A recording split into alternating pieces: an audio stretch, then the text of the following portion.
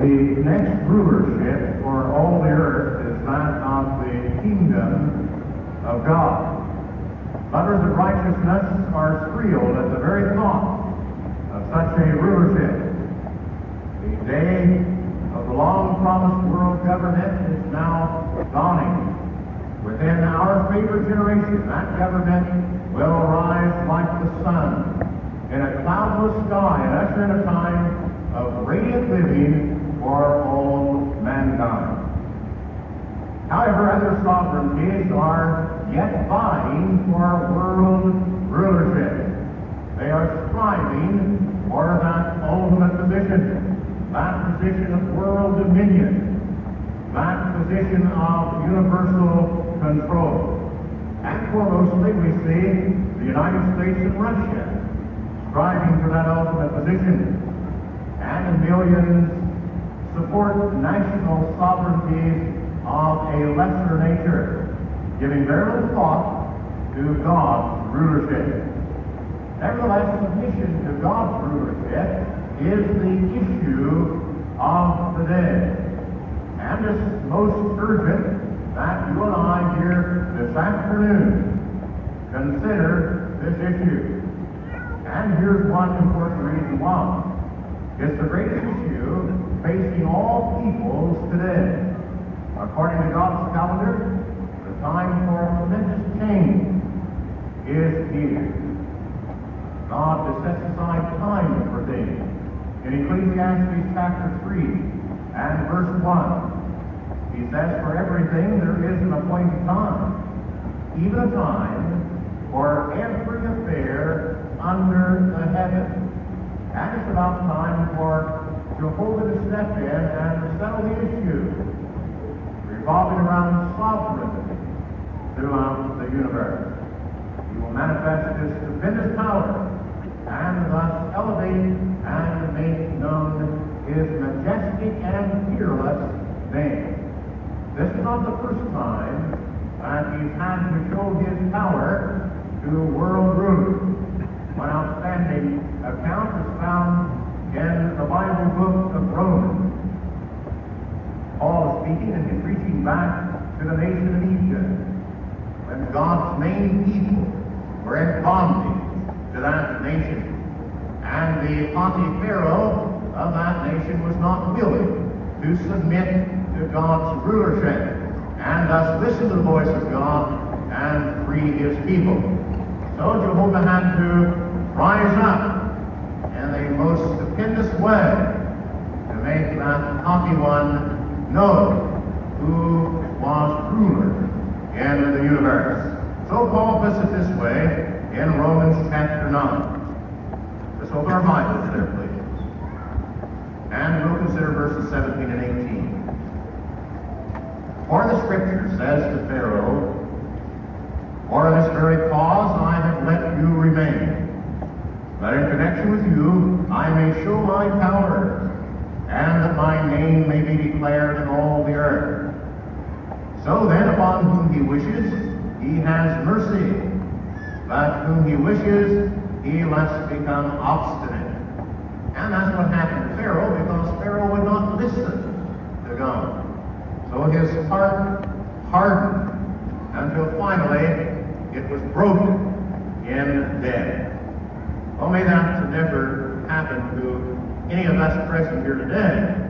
May we not become hard-hearted, failing to submit to God's rulership. However, we look around us in the world, and we can see the plight in world affairs is far from good. But Jehovah God is not dead to this condition existing here on the earth. No, he's going to step onto the stage of world affairs for the benefit of righteously disposed people, and that very soon. Let's hope you and I measure up to that description of being righteously disposed. People must decide what they will do as to God's rulership. Will they submit to it? Will they find it refreshing? A refreshing change from the domineering way that men have ruled. for centuries. We have to keep in mind that the earth and mankind belong to God, and the time has come for him to receive his own. But now let's establish from our copies of the Bible that the earth and all who live here belong to God. We can do that by looking at two verses in the Bible. The first one is Psalm 24, verse 1. To Jehovah belong the earth and that which fills it, the productive land and those dwelling in it. That's very clear, isn't it? The earth belongs to God, and we can say the same for those who dwell in the earth. But nevertheless, let's get again by turning to the 89th Psalm this time and considering verse 11. Psalm 89:11. There it says, heaven is yours, the earth also is yours, the productive land and what fills it. You yourself have founded it. So then we have established thus far that the earth and all who live here belong to God. Thus, he has a right then to require that we subject ourselves or submit to his way of rule.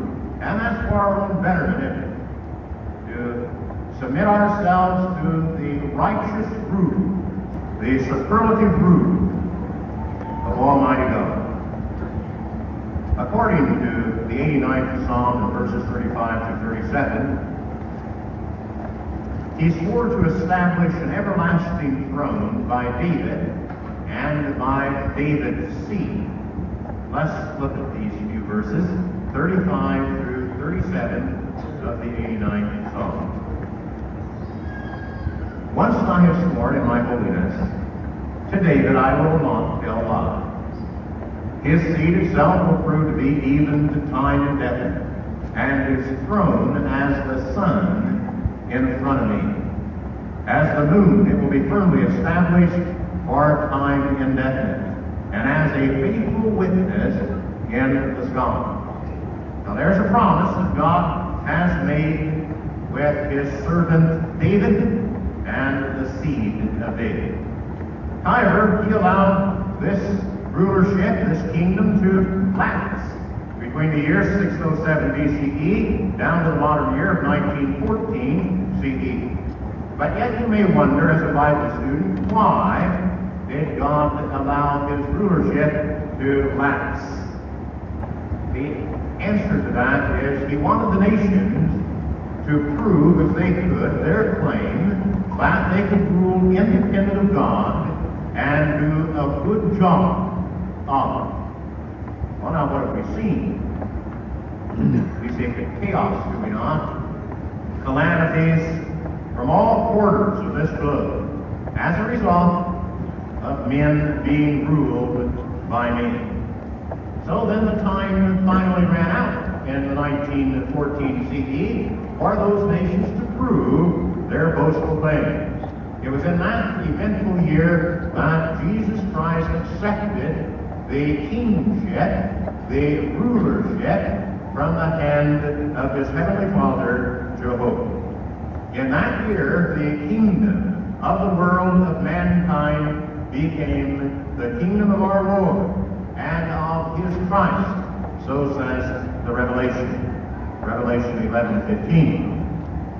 So then, the time is here for people to know about this and why they must make a choice and decide for or against submitting to God's rulership. Now's the time for mankind to glorify God by submitting to his wonderful rulership. But what do we find? Do we find the nations doing just that? Are they submitting to the rulership of God as they should? Well, the Bible's answer is that they are not, even though they should submit. Let's look at an interesting verse in Revelation chapter 14. Verse 6 says, And I saw another angel flying in mid-heaven, and he had everlasting good news to declare as glad tidings to those who dwell on the earth, and to every nation and tribe and tongue and people. Verse 7, saying in a loud voice, fear God, and give him glory, because the hour of the judgment by him has arrived. And so worship the one who made the heaven and the earth, and the sea, and fountains of water. That's an angelic proclamation. It's picked up by God's servants here in the earth and heralded around this globe. And that the work has been going on at a feverish pace since the year 1919 CE, so that all people throughout the earth will have heard this proclamation directed by God's holy angels to worship God and to give him glory. But we find the nations are not willing to submit to this grand rulership by God. And instead, these deplorable conditions exist here and here. Human rulerships are in a most critical state today. And one does not have to be a scholar of the Scriptures to see the deplorable situation here and there. Prominent leaders applaud the warning that time is running out for nations to determine how they will resolve their problems. One politician with 70 years of experience said, in all my years, I've never seen the world in so much turmoil. There isn't a nation in the world that really has a stable government today. Another comment from Horace Busby, political consultant and former White House aide, wrote in an issue of Public Affairs Review the following. He says, since the 1960s, governments everywhere, west and east, have begun not to work. They are proving unable to establish or hold a consensus of support among the government. And how true that is. We recognize it ourselves. The United Nations study of nuclear weapons carried out by a group of experts arrived at this conclusion. Never before have states been in a position to destroy the very basis of the continued existence of other states or regions. Never before has the destructive capacity of weapons been so immediate, so complete and universal. Never before has mankind been faced, as today, with the real danger of self-extinction. Men are worried, and rightly so. A German newspaper said that the world is becoming so filled with trouble and so ungovernable that the period of time we are entering will make the one that included the 2 world wars seem like the good old days. That's sad, but nevertheless, there it is. Uncontrollable, irresolvable problems have blanketed the earth. Let's look at a few. The nuclear arms race. Yes, nations are still beefing it up in terms of rockets, submarine-launched ballistic missiles, long-range bombers, and nuclear warheads. Here's an example of what could happen. If one nuclear bomb was dropped on Boston, says one authority, it would destroy everything within 4 miles. Beyond the 4-mile radius of total destruction, a pressure wave followed by winds over 1,000 miles an hour would build an enormous firestorm 40 miles away. People looking in the direction of the explosion would be blinded by retinal burns, and of the 3 million people living in the Boston metropolitan area, 2.2 million would be killed at once by the blast or firestorm. All one has to do is just insert Los Angeles there instead of Boston. The results are the same. No wonder we find people taking to the streets in protest of such bombs and hideous weaponry that are stashed in the arsenals here in the area. There are more than 60 60,000 nuclear warheads in today's arsenals. 60,000. With an explosive power equivalent to more than 16,000 million tons of TNT. That's equal to 1,250,000 Hiroshima bombs. And if you're a student of history, or if you lived through that period, you know what happened in that part of the world. Men play with the machinery of global destruction like children with toy soldiers, giving very little thought to the power under their control. Then there's pollution. It's everywhere. Most cities lie under a venomous mist of poison gases, carbon monoxide, sulfur dioxide, nitrogen oxide, hydrocarbons. People are dying from that. Animals are dying. Birds are choking to death from toxic smoke. Children are having their brains fried from lead pollution. And the process goes on. Adding to these problems, there's the one of overpopulation. Too many people. The population bomb keeps ticking its way to the explosion point, say authorities. Perhaps 6 billion people by the year 2000. And that's just the steam. What are we going to do? There's only one thing to do to survive such, and that's to submit to the rulership of God. For one day soon, that will be the only rulership. Added to these problems is the increasing burden of astronomical debt. The world has been operating in the red now for many years. Unemployment, too, continues to take its toll. What complicates the world situation is that human rulerships are temporary and subject to variables. If change occurs in governments or in administrations, this alters commitments and policies, does it not? Impeding efforts to follow through on anything that may prove to be concrete. Human rulers are limited, but they're capable of doing also. Their good intentions may be halted by a sudden death, or by whims of people voting them out of office, or by a revolution.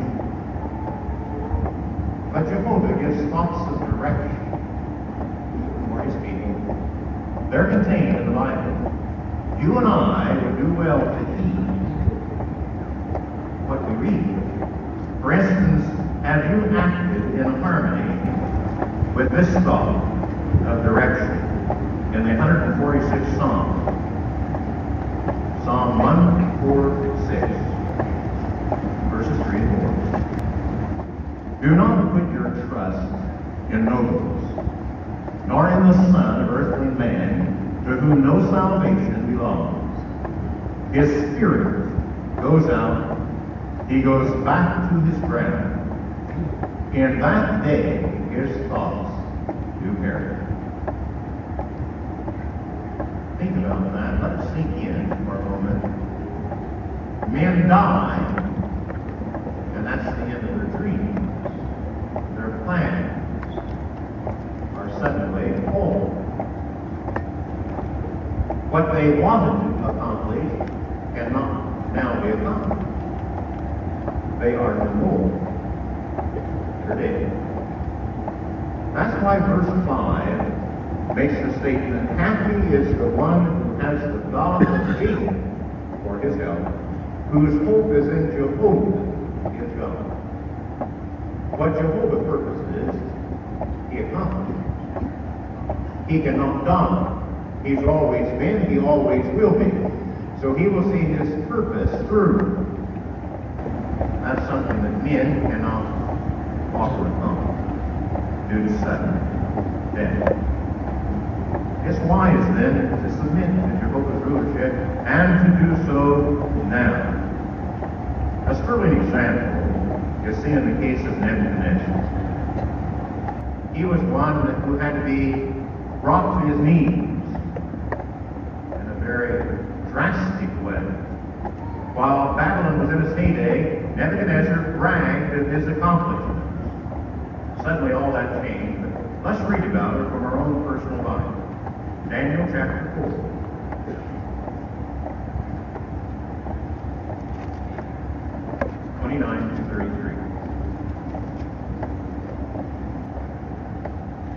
At the end of 12 lunar months, he happened to be walking upon the royal palace of Babylon.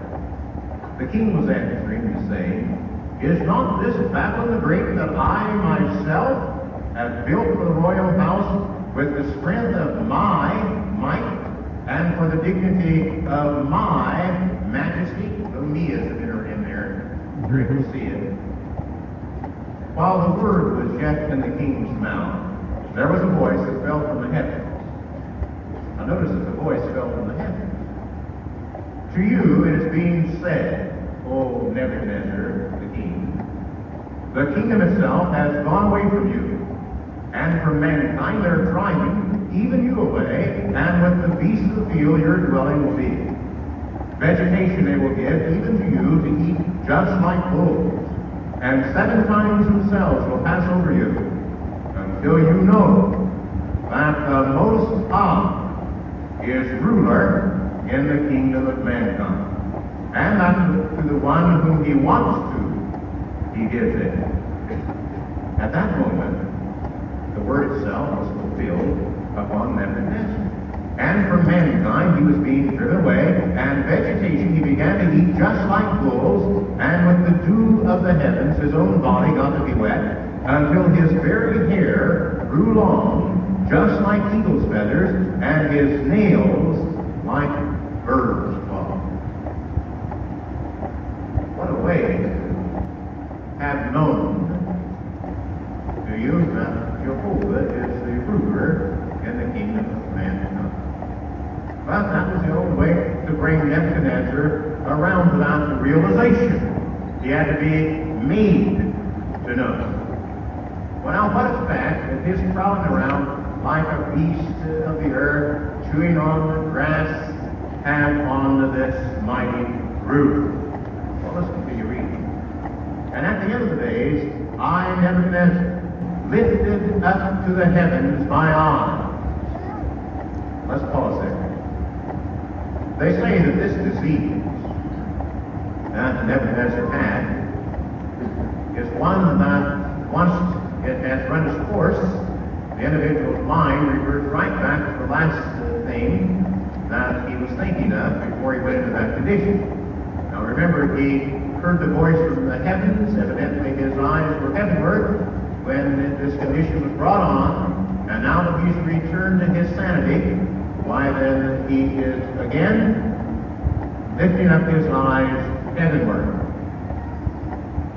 And he goes on to say, "And my own understanding began to return to me, and I blessed the Most High himself, and the one living to time indefinite. I praise and glorify, because his rulership is a rulership to time indefinite, and his kingdom is for generation after generation. And all the inhabitants of the earth are being considered as merely nothing. And he is doing according to his own will among the army of the heavens and the inhabitants of the earth. And there exists no one that can check his hand or that can say to him, 'What have you been doing?'" Nebuchadnezzar, although never becoming a worshiper of Jehovah, learned something, didn't he? He learned the value of submitting to the rulership of God. He learned that God, our God, Jehovah, is the ruler in the kingdom of mankind. But you may say, well, that's way back in biblical days. Days gone by. Hundreds of years have gone by since that account. Well, that's true. Nevertheless, we can see parallels in our day, can we not? Think for a moment. For example, Hitler boasted that he would set up an empire that would last 1,000 years. It came to an end in about 12 years, similar to that of Nebuchadnezzar. Even though some rulerships come to power with popular support, they soon turn out to be disappointing. And the reason, they all have the same limitations. Another factor showing the wisdom of submitting to God's rulership is that soon the real ruler of this world, Satan, will be cast out. That's good news for the people of God. Satan has been living on borrowed time ever since 1914, when God's kingdom came to power. It was in that year that Jehovah God gave Jesus authority to rule. Now, if you and I can just pull back the curtain of invisibility, and with the mind's eye race to that today, then we'll be able to see very clearly what took place back then. We have to go to Daniel. He's the one who recorded it. Daniel chapter 7, verses 13 and 14. I kept on beholding in the visions of the night, and see there, with the clouds of the heaven, someone like a son of man happened to be coming. And to the Ancient of Days he gained access, and they brought him up close, even before that one. And to him they were given rulership, and dignity, and kingdom, that the peoples, national groups, and languages should all serve even him. His rulership is an indefinitely lasting rulership that will not pass away, and his kingdom one that will not be brought to ruin. We're able to see that everyone then should bow in recognition of this rulership by God, by means of his Son, Jesus. He was given that rulership. So then all of us here on the earth today should submit to that rulership. And we should have submitted if we were on hand back in 1914 CE. But nevertheless, God has given us time, even in our day, to submit and subject ourselves to his fine rulership.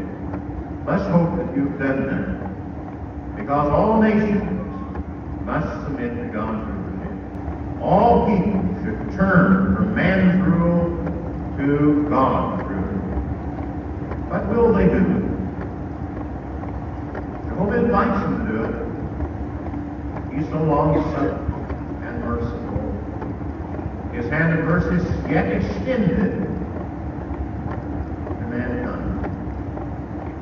They can yet change their minds, turn around, and serve God and his kingdom interests. Here's the invitation. But now, along with the invitation, you will also see the result if one fails to submit. And particularly is this true of the haughty nations. Let's go to the second Psalm. Psalm 2. The kings of the earth take their stand, and high officials themselves have massed together as one. Now note, against Jehovah and against his anointed. They have not been a need in recognition of God's rulership. Not at all. But now note verse 12. Kiss the Son. Make peace with the Son. Become friends with the Son, that he may not become incensed, and you may not perish from the way. For his anger flares up easily. Happy are all those taking refuge in him. So since the nations have not kissed the Son, they have not pleaded for peace with the Son of God, then they're going to have to receive of his anger. And that very soon. Because they're still clinging tenaciously to their own rulerships. That's in a very short time. All rulerships will be gone, except God. And that's the reason why it's wise to submit to God's rulership now. But then how can we submit?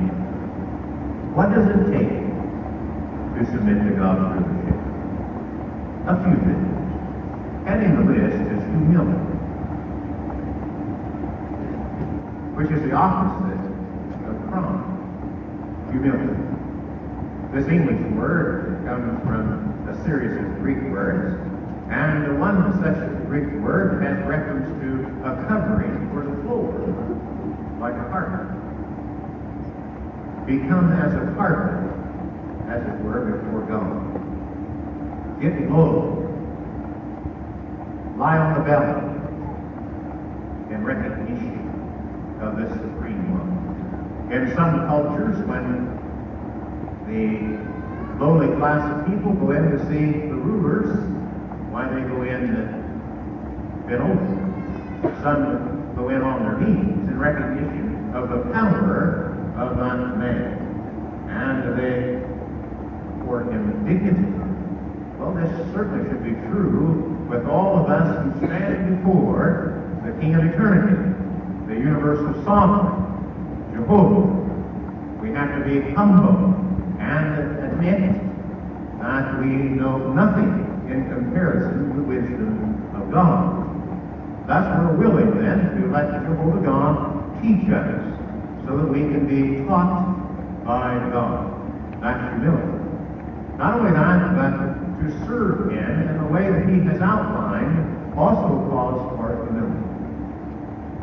Those who are proud and haughty in the world cannot accept such a humble state as God's Word shows the life of the Christian to be. But now Jesus, and embedding this thought of humility in the mind and hearts of His disciples, gave them an object lesson. We can benefit from it too. Turn to Matthew 18, please. Matthew chapter 18, verses 1 through 3. In that hour, the disciples came near to Jesus and said, "Who really is greatest in the kingdom of the heavens?" So calling the young child again, he set it in their midst and said, "Truly I say to you, unless you turn around and become as young children, you will by no means enter into the kingdom of the heavens. Therefore, whoever will humble himself like this young child is the one that is the greatest in the kingdom of the heavens." So it takes humility, doesn't it, on the part of all of those who are living under the righteous rule of God. So if you find it hard to dress up in this garment of humility, work hard at doing so. Pray to God to help you, and you'll find that you too can become just like that young child that Jesus went to, and thus become humble. So let's not let pride, position, or wealth stand in our way. All are handcuffs of the devil to keep one tied to the devil, and thus to die with the devil. Pride is a killer. The Bible says as much in the 16th proverb, verse 18. There's just nothing in this world that's worth dying for. So let's give it up, you and I, and cross over to the side of God's kingdom. Submit to His rulership, and let's do it then. Here's something else that's needed. Knowledge of the truth. You'll see as we examine the next couple of verses in 1 Timothy chapter 2 that knowledge of the truth is linked to salvation. Although the word salvation is not mentioned, there are other words similar to that of salvation that we'll read about. This is 1 Timothy chapter 2 and verses 3 and 4. This is fine and acceptable in the sight of our Savior, therefore God, whose will is that all sorts of men should be saved. There's the other. Now note, and come to an accurate knowledge of truth. So if we're going to be saved by our Savior, God, then we're going to have to come to an accurate knowledge of the truth. It can't be a partial knowledge, but it has to be an accurate and complete picture of salvation. You and I will have to see it and live in harmony with them. The other thing that we'll have to learn about, identify with, is God's organization. We have to have vital contact with the organization. Some individuals have thought that you could just read your Bible, pray sincerely from the heart, and read your Bible, and you would gain an accurate knowledge of truth. And thus you could serve God at home. You would not have to identify with anyone else as long as you are sincere from the heart and you pray to God and you read your Bible. He'll see to it that you get an accurate understanding of the truth. We're going to disprove that with an enlightening account found in the 8th chapter of Acts. You'll find a man of devotion and a man who had his section of the Holy Scriptures. He's called an Ethiopian. Begin with verse 26. However, Jehovah's angel spoke to Philip, saying, Rise and go to the south to the road that runs down from Jerusalem to Gaza. This is a desert road. With that he rose and went and looked an Ethiopian eunuch, a man in power in the Candace, queen of the Ethiopians, and who was over all her treasure. He had gone to Jerusalem to worship. But he was returning and was sitting in his chariot and reading aloud the prophet Isaiah. There he is, he has prophet Isaiah in his hands, reading. So the Spirit said to Philip, Why didn't he say something to the eunuch? Why, Philip? It's the eunuch who needs the understanding. After all, he's been worshiping, evidently praying to God there in Jerusalem. Now he has the Holy Scriptures, a section of it in his hand. But yet he can't understand it, we're going to see. So the Spirit said to Philip, Approach and join yourself to this chariot. Philip ran alongside and heard him reading aloud Isaiah the prophet, and he said, Do you actually know what you're reading? He said, Really, how could I ever do so unless someone guided me? And he entreated Philip to get on and sit down with him. You know the rest of the account. He taught the man when he was reading, convinced the man of the truth, and the man was baptized. But the man, the eunuch, had to come into contact with the representative of God's earthly organization, a man by the name of Philip. The same thing holds true today. You and I can have our Bible in hand. We can pray for Holy Spirit. Well, that prayer is heard, and it ascends and goes right into the throne of God, and He answers that prayer by sending a representative of His earthly organization to your house. But now will you turn that representative away? You're closing the door of your own prayer if you do.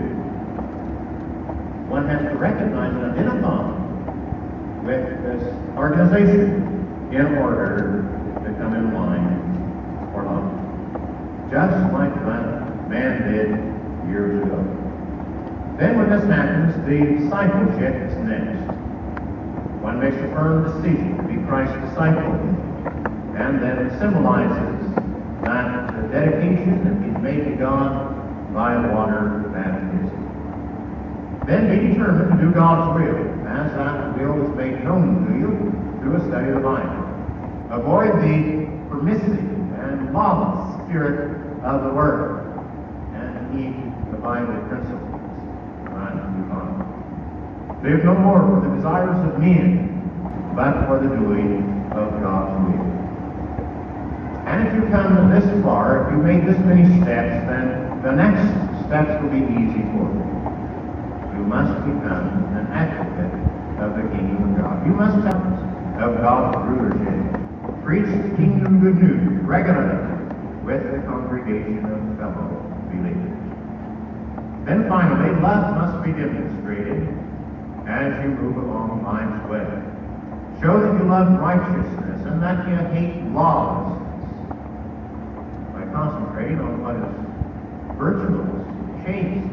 praiseworthy, lovely. These are the things to think on, and to cast aside all of the hateful things of this world. Now let's review for a moment the things that are needed to submit to God's rulership. What would you say is number one? You're right, humility. What would you say is number two? You're right again, accurate knowledge of the truth. What about number three?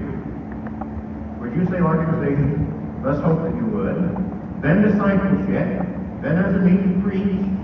And of course to demonstrate love in one's life. Not very much. 1, 2, 3, 4, 5, 6 things. God's rule is not a harsh rule. There's not 1,000 laws one would have to memorize and then try to live in harmony. Just a few things, and that's enough to win God's approval and thus enjoy the benefit of the rule by Him. Talking about benefits, what are some benefits and lessons from submission to God's rulership now? Not thinking about the future, but just now, today. Here are a few. You will become a part of an international brotherhood. That's one thing. A part of an international brotherhood. The finest group of people on earth will surround you. You'll have loyal friends. Not pseudo false friends, but loyal, true, genuine friends who will go out of their way to make you happy. Persons in whom you can confide and with whom you can unitedly worship the Lord. Your life then will take on true meaning. You'll have the joy of representing Jehovah and aiding others to learn the truth. And what a joy that is! Sit, watch others drink in the knowledge of the Bible. You will also have better health, perhaps because of better morals and self-control. Resources previously wasted on vices can now be channeled toward helping others. Your happiness also will increase because of your giving. Now you have freedom to approach Jehovah in prayer. You have a clean conscience due to having your sins forgiven. Your sleep will become sweet at night. There's no fear of a future day of reckoning in your mind and heart. You're satisfied and content that you have the approval of God. Then what about the future? You now can look forward to a secure and happy future. That of everlasting life in paradise. Can you see yourself in the righteous new order of things when the earth is all cleaned up and only beautiful, righteous people live here? Can you see yourself there? There you are, sitting on the porch of your own home, living under the flawless rulership of Jesus Christ, and that among caring people. There is no pollution, no injustice, no oppression, no sickness, no worry, no crime, no devil. You're there all because you submitted to God's rulership now. Aren't you glad you did?